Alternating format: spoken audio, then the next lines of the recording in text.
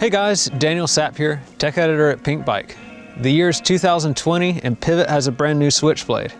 There have been a lot of changes from their last model, so let's go through a few of them and see what's going on.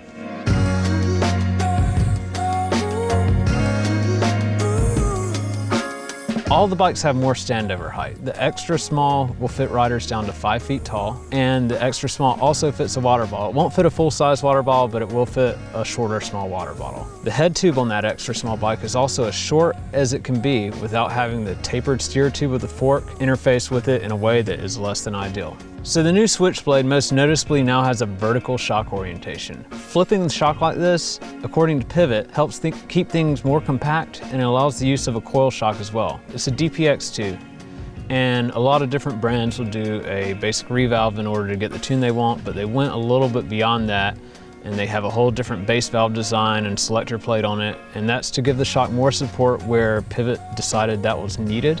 And it increases the plushness and oil flow on higher speed impacts. So the shock's just going to support you better when you're running through rough stuff ideally. You can run a full-size bottle, live valve, all of that. All the frames utilize size-specific tubing.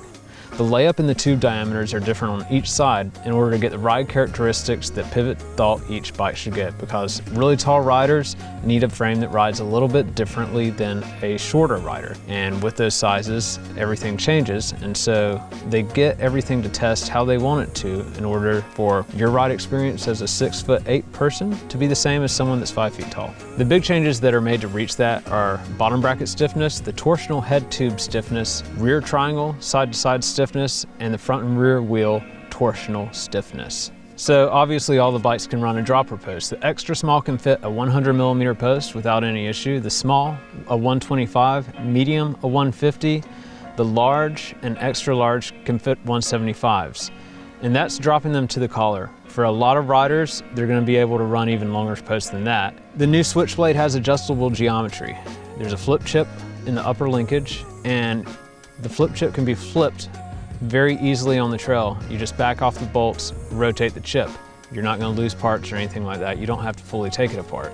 So the Switchblade comes standard with the flip chip in the low position, but if you flip it, it can raise the bottom bracket and steepen the angles by 1/2 degree.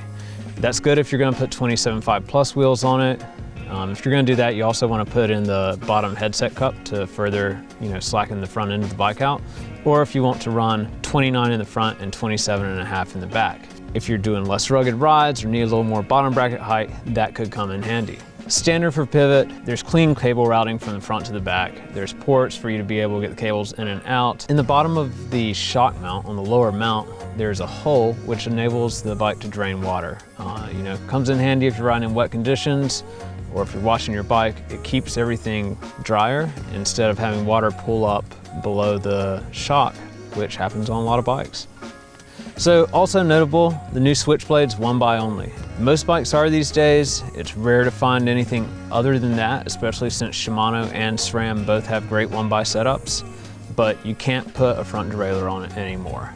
In Pivot fashion, this bike is Super Boost, so it's 157 plus. A lot of people may be against it, but that allows Pivot to get the rear wheel further in and tucked up more in the back end of the bike, which allows for shorter chain stays and greater tire clearance. This bike can clear a 29x26 or a 27.5x28 tire. Let's talk about geometry for a little bit. The old Switchblade did have 135mm of travel. This one's bumped up to 142.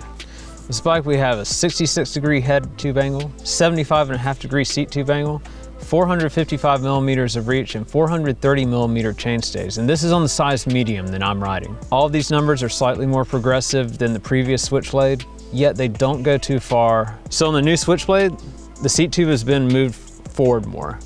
With that, that keeps the taller riders who have been sitting further back when their seat posts are really high, it keeps them up further, and it gives them a little bit better ride quality. This also allows for a little bit more tire clearance and shorter stays and all of that. Also on this bike, the rear end's stiffer than the previous version. You notice that the DW link's a little bit bigger and everything's beefed up just a little bit more. So also worth noting, there's new grips on the bike. They aren't the Pivlock things anymore where you have to cut your bars. Huge upgrade from Pivot. They're 30 bucks, 100 grams, rad. Okay, so the Switchblade comes in 3 different level builds: Race, Pro, and Team. In those builds, there's a Shimano and a SRAM option, and you also can choose to get 27.5 wheels.